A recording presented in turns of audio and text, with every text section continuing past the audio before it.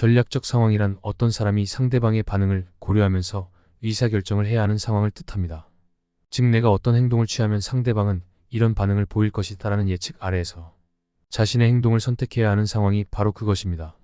내가 갖고 있는 선택의 대안이 여러 가지 있고 이에 대한 상대방의 반응도 여러 가지가 있다면 이들을 어떻게 짝짓느냐에 따라 수없이 많은 다른 결과가 나올 수 있습니다.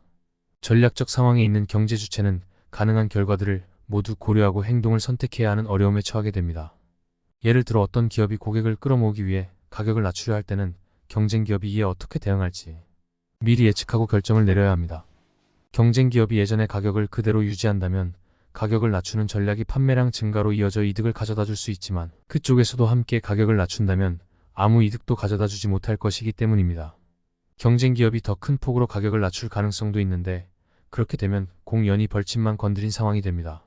상대 기업이 어떻게 나올지 미리 예측하고 그래도 가격을 낮추는 것이 이득이 되는지를 판단하는 일은 결코 쉽지 않습니다. 담합이 지속되기 어려운 이유, 지속되는 이유.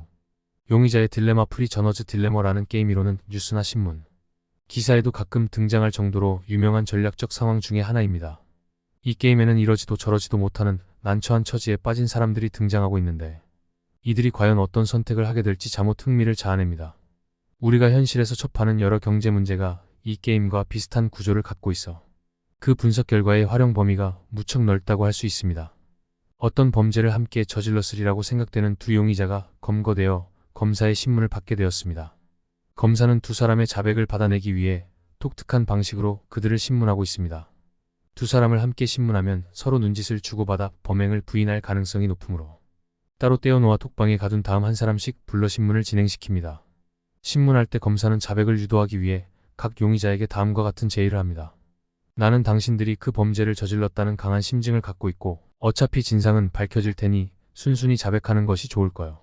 당신 친구가 순순히 자백했는데 당신은 범행을 부인하고 끝내 버틴다면 당신에게 설정 최고형인 15년을 구형하겠소. 그 대신 당신의 친구는 수사에 협조한 공을 인정해 방면해 주려고 하오.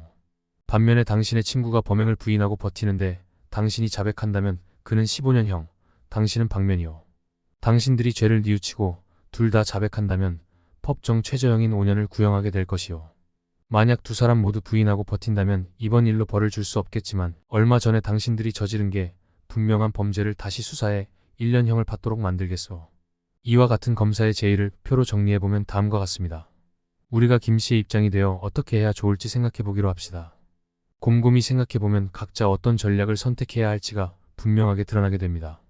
우선 박씨가 자백했다고 가정하고 이 경우 김씨의 입장에 서서 그가 어떻게 하는 것이 좋을지 생각해봅시다. 박씨가 자백했는데 김씨가 부인하고 버틴다면 15년형을 받게 되므로 함께 자백해 5년형을 받는 것이 더 낫습니다. 따라서 박씨가 자백했다면 김씨에게도 자백하는 것이 더욱 유리한 전략이 됩니다. 이번에는 박씨가 범행을 부인하고 버틴다고 가정해봅시다. 이 경우에도 역시 김씨로 보아서는 자백하는 쪽이 더욱 유리합니다. 부인하면 1년형을 받게 되는데 자백하면 방면되는 행운을 안게 되기 때문입니다. 이상의 논의를 종합해보면 박씨가 어떤 전략을 선택하건 간에 김씨로 보아서는 언제나 자백하는 전략을 선택하는 것이 더욱 유리하다는 결론이 나옵니다. 그런데 박씨의 입장에서 볼 때도 역시 자백하는 것이 언제나 유리합니다. 김씨가 어떤 전략을 선택하든 박씨로 보아서는 자백하는 쪽이 더 유리하게 되기 때문입니다.